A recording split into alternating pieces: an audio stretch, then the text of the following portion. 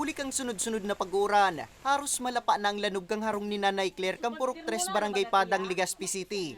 Gibumansa na kaya ang sendang residensya sa light materials. Sa katunayan, kasubanggi kang matuklap na ang sendang atop na gibumansa na huli sa makusog na duros. Kaya naman, mayo da sindang ibang opsyon kundi para mientras na mo nang magsirong sa katayid nindang harong.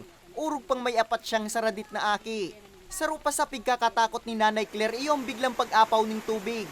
Harani kay asinda sa salog asindagat. Imbis po magtrabaho po sa agong ko, tigas-gas po kami digdi, tapos araw po ka na matubigong po. Pero pag talaga pong day na po kaya, naglilipat po kami, nag-evacuate po kami duman sa may luwas po na nagpapalaog po sa muya. Kaaraman po na sumangakit ko po sa radit pa. Sa datos na ipinaluwas kang Office of Civil Defense Bicol kasubong aga, alas 5 kasudmang hapon, total na 190 pamilya o 600 na individual sa reyon ang paramientras na nakisirong sa mga evacuation center. Sa Camarines Sur, 167 pamilya o 550 individual ang ipig-evacuar. 21 evacuees o 41 individual man sa probinsya ng Albay, mantang 2 pamilya man ang pig-evacuar sa Camarines Norte. Mientras tanto, sigun sa Pag-asa, nasa orange rainfall warning status ngunya ng Albay. Maut sabiyon, posible nang gad ang mga pagbaasin pagrasay ning daga. Mantang red rainfall warning status naman ang Catanduanes. Maut sabiyon, kinakaipuan ang pag-ebakwar urog na sa mga lugar narani sa dagat, salog asin kabubuldan. Nilalaw matan na padagos kitang makakamatin ng mga pag-uran, lalo na digdiyo sa may parte kang Albay, Catanduanes area. Dahil pa man giraray sa epekto kani yung shear line.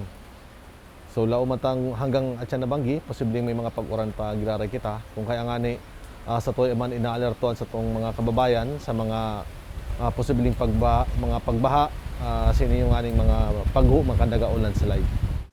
Nakabandera pa manggiraray ang gale warning sa kadagatan na sahop kang Kabikolan.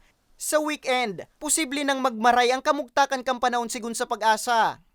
Sa mga probinsya kang Camarines Norte, Camarines Sur, Catanduanes, Masbate, kabali na ang isla kang Burias, sa Albay, sa Sorsogon. So pinapatanidan tayo itong sa tuyong mga kababayan na mga nagagamit ng mga saradit na sasakyan pandagat na demo na magpalaot.